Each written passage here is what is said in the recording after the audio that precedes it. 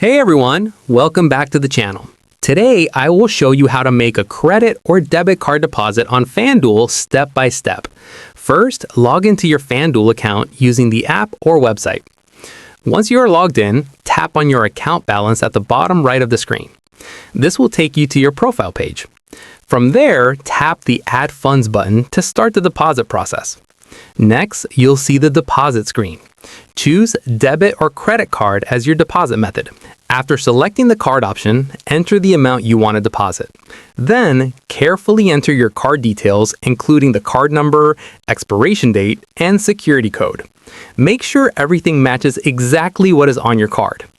Once all the information is entered, review the details on the screen. If everything looks correct, tap the Deposit Now button. FanDuel will process the transaction, and once approved, the funds will be added to your account. You should see a confirmation letting you know the deposit was successful. That is how you make a credit or debit card deposit on FanDuel. If this video helped you, like the video, subscribe to the channel, and comment below with the next topic you want to see.